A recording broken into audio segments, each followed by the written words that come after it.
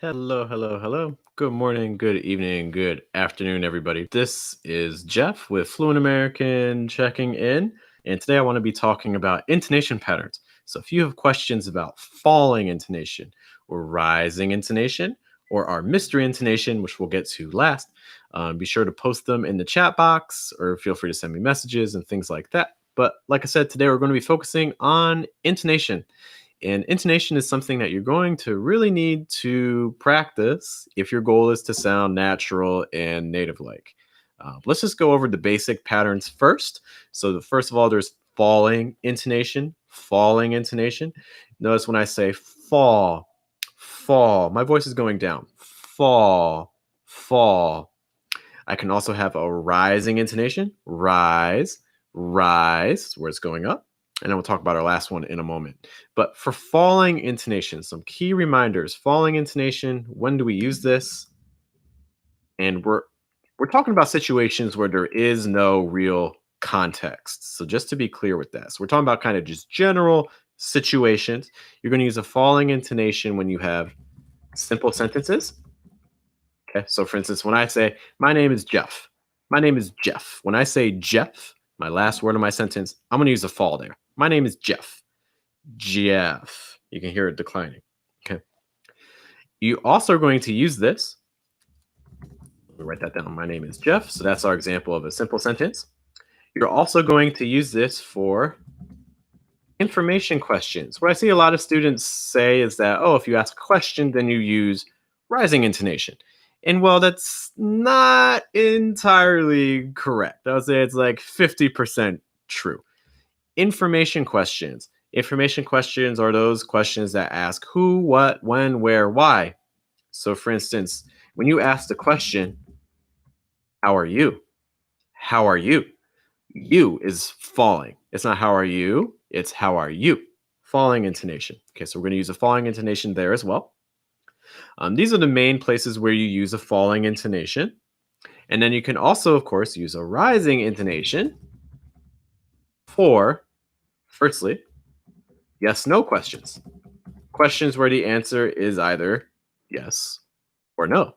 So, for instance, if I ask you, do you live here? Do you live here? Notice the here, here. It's not here, it's here, here. Do you live here? In this case, this is going to be a rising intonation. So, yes, no questions. If the answer is yes or if the answer is no, you're going to be rising on that last word in general situations. Also, like to show that the person you're talking to, that you're not done talking or that you're not finished with your idea, you can also use a rising intonation like for these situations. So, for instance, if you say, if I knew, in that sort of situation, like if I knew, I would let you know. It's like to show that you're not done talking or that it's kind of an incomplete thought, you'll use a rising intonation there. Hey, Jose. So we have, what about statements? Do I need to prolong the sound?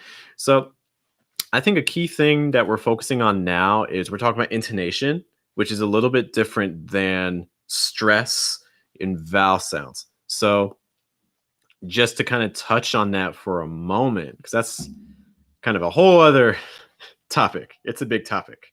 What's up, Ibrahim? Good to see you, man. Thanks for joining us. Let's talk about prolonging the sound really quick. So, for instance, in the sentence, my name is Jeff.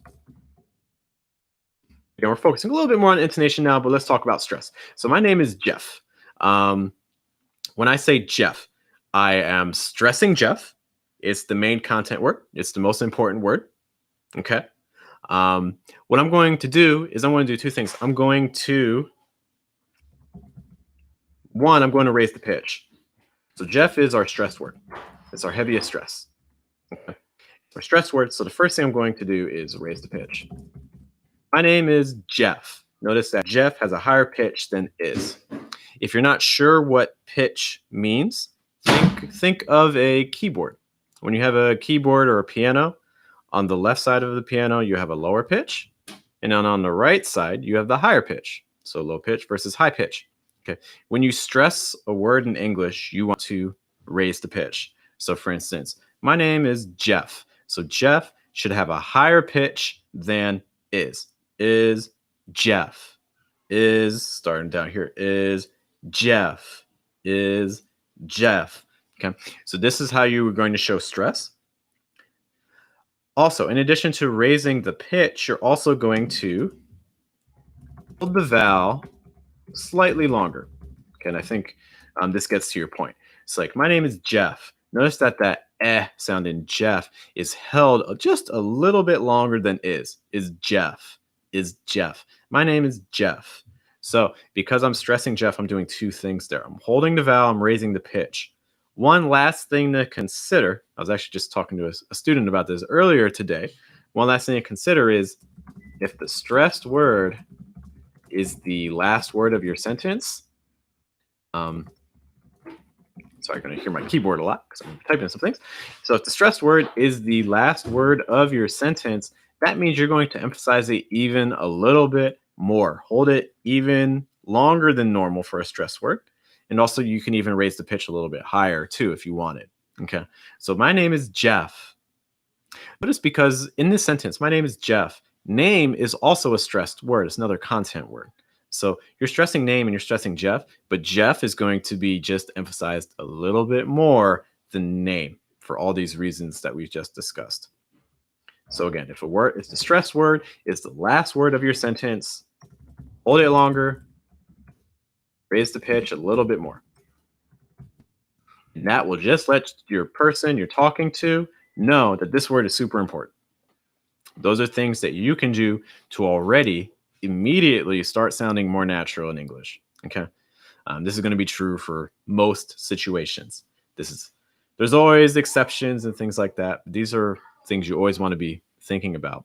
And if you want to practice this too, when you're doing exercises like shadowing or things like that, if you're not sure what that is, be sure to. I'll add some notes and things in the comments after.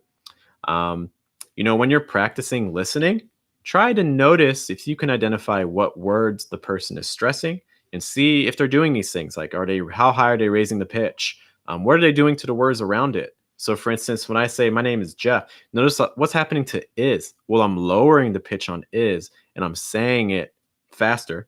I'm also using a slight rising intonation because then that's going to make Geoff stand out more. My name is Geoff. My name is Geoff. Is Geoff. Okay. Yes, those are all things you can do. Ibrahim's a fan of shadowing. I'm a fan of shadowing. If you're not shadowing, what are you doing? Get onto it. I suggest, if you could do shadowing 5 minutes a day, that's great. 10 minutes a day, that's even better. It develops your ear. You get to practice your pronunciation. You get to practice your intonation. Like shadowing it's one of those things that, it's like practice. You do it every day. You don't see the benefits immediately, but over time, it helps you. So it's definitely something I would consider doing. Okay, so we've talked about the intonation patterns. I hope that's a little bit clearer. I have lots of other intonation videos that you can also check out for more detailed practice on these. Okay, and I'll post them afterwards in the lesson comments and also in the details. But let's talk a little bit about these sentences I posted first. And if for some reason or whatever you can't see them, I'll just post them again one more time. Okay, so let's look at the first one. So if you're going to the store, could you get some vegetables? So this is a yes/no question. Could you get some vegetables? Vegetables. Notice vegetables has that rise. Vegetables. Thank you, Ibrahim. I really appreciate that. We're all about positivity here. Vegetables. So rising on that.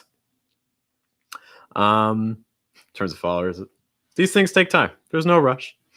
So we have rising intonation because this is a yes/no question.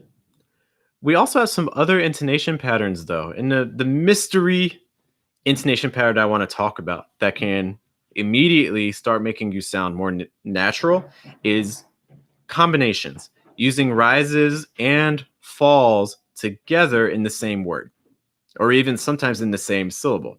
Okay, so let's take a look at what am I talking about specifically? Like, if you're going to the store, let's look at this word store. If you're going to the store, maybe you can hear that or, store. So that kind of has it's not a straight rise. It's not store, and it's not a straight fall, right? It's not store. It's store. It's a combination. You have a fall and then a rise. Store, falling on sto, and then rising on store. If you're going to the store, and this type of combination of intonation is extremely native-like. It's very natural sounding. You're going to hear native speakers do it all the time.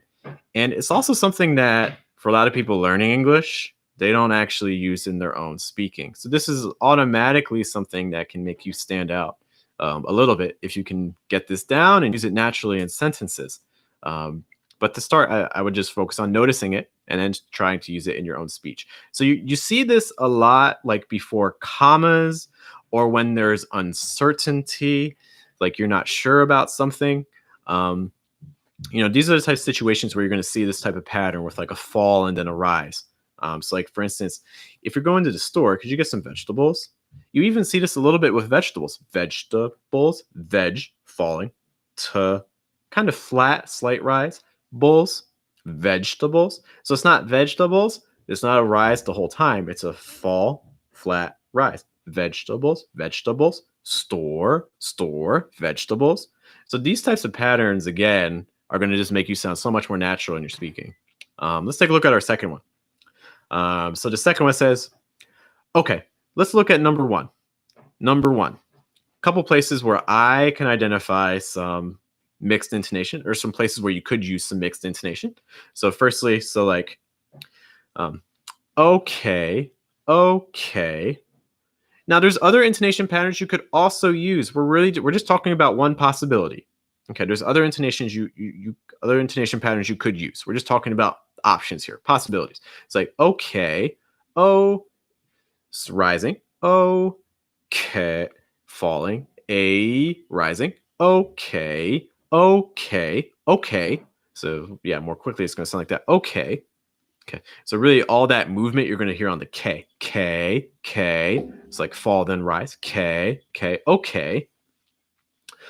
I think you're going to hear this a little bit for number. Number one. Number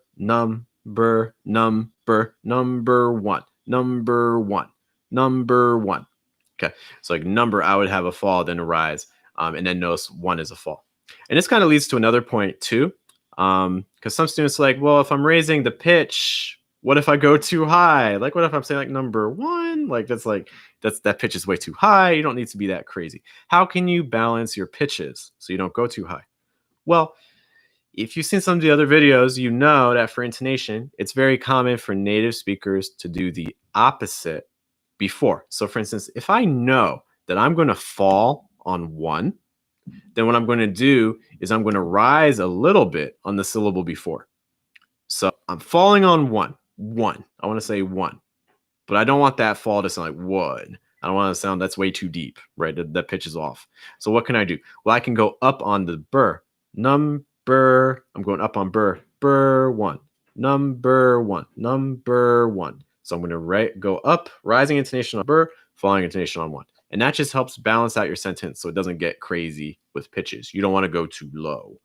You also don't want to go too high. So this is how you counter that. You can go do the opposite intonation before. Okay.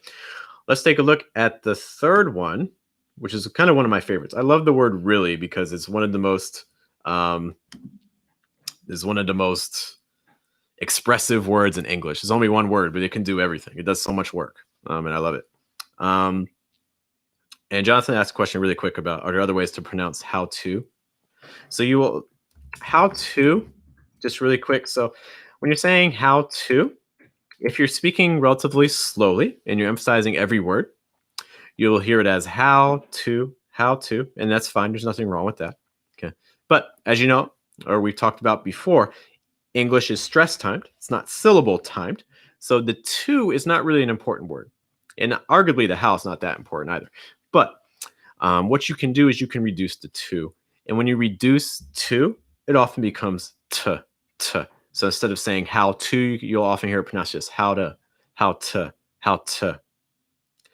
And another thing, we're getting really complicated here. So if this is already overwhelming you, you can like hold your ears for a moment because this is even more information. It's like how to. Ow, that ow sound in how. Even though W is a consonant. Hey, we got some love for Argentina. How's it going, Argentina? Cecilia, great to have you. So how has a vowel sound? I know you see that W and you think consonant, but focus on sound. When you say how, it has a vowel sound. To has that letter T and then another vowel sound. So when you have a letter T that's in between vowels, so you have a vowel, then you have a T, then you have another vowel, that T is going to take a fast D sound or a flap T sound. So instead of saying how to, you can, like we said before, you can reduce to T, how to. So how to. And then if you want to take it a step further, you can use a fast D sound on the T. It's like how to, how to, how to. So you can either say how to, or how to, how to. Honestly, in quick spoken conversations, how to is probably the most common one. Like how to say your name or how to go there. How to, that's the most common one. Okay. But there's nothing wrong with the other ones. The other ones are perfectly fine too. But in natural speech with linking and reductions and things like that, you're often going to hear native speakers say how to. Okay. Jonathan, I hope that answers your question. If you need more information, be sure to let me know and I'll try to get to it before we're done here. But to go on with this a little bit more. So originally I was talking about, I'm glad it helped. Let's talk about really. Oh yeah, really is one of my favorite words in English because it can mean a million different things depending on how it's used. And a lot depends on intonation, a lot depends on stress, it depends on pitch, depends on tone. It's super, super flexible. So our example was here. Oh, really? And a lot of times, really is going to have a mixture of intonation. A lot of times, it's going to have a rise and a fall or a fall and a rise. So let's say that we're using this as, let's say we're using it firstly, I guess like as a question to show like surprise, like, oh, really? Really? Really? What's happening here? We have a fall, real, like a short I fall, real, real. And then you're rising, lee, lee, lee, really? Oh, really? Oh, really? Oh, really? Really?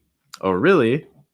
You can also change the pattern too. You can flip it. Like you could do so that time we had a fall then a rise. You can have a rise and a fall. Really?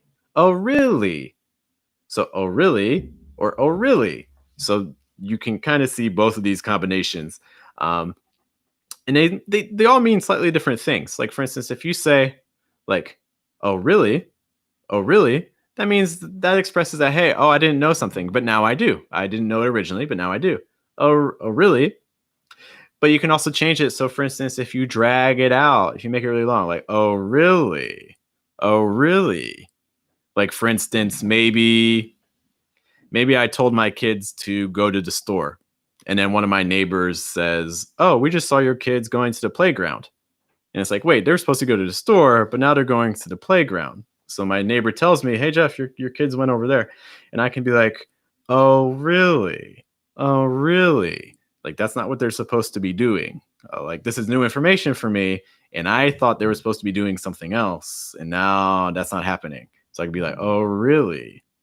Okay. But you can also, again, change the pitch and intonation to sound really excited. Like, oh, really? Oh, really? Like, notice what I'm doing with the pitch. I'm going even higher on the pitch. This makes it even more expressive. Oh, really? You can also use it to express sadness. Like maybe you hear some really bad news. So you're still learning something new, but it's not something you want to hear. Like, oh, really?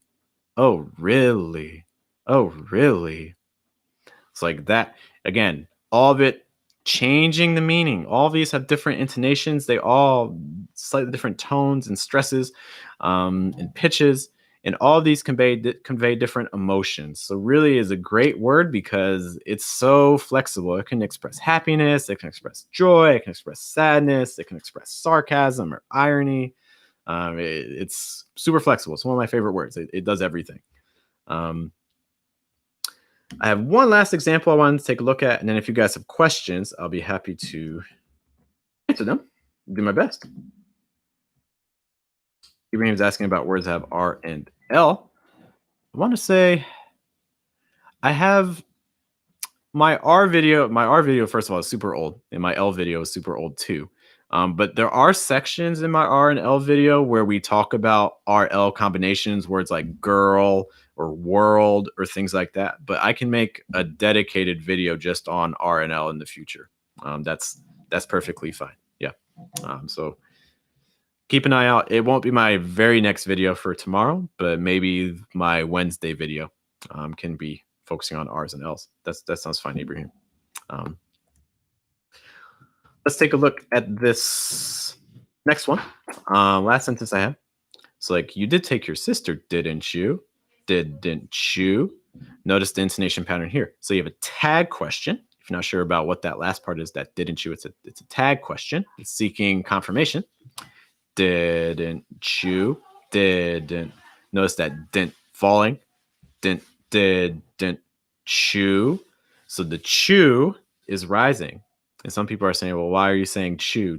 Well, when you link a T with a Y sound or a Y sound, oftentimes that T becomes like a ch, like in choose or choice or change. So instead of saying didn't you, that's a little bit hard to say. Even just try saying that. Didn't you? Didn't you? It's a little bit hard to say. It's a little smoother to say didn't you? Didn't you? You don't have to move your mouth as much. And that's part of the reason why native speakers do that. That's why that happens in pronunciation.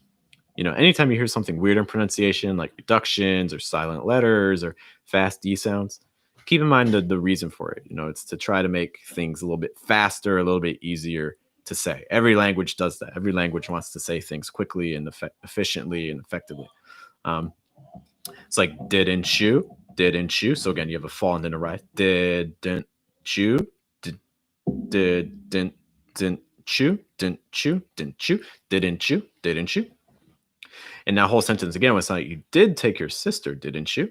Notice here that a little bit unusual. I'm stressing did, and usually did or do. These are verbs that don't usually get emphasized, but because I'm seeking confirmation, I want to emphasize it a little bit more. You did take your sister, didn't you?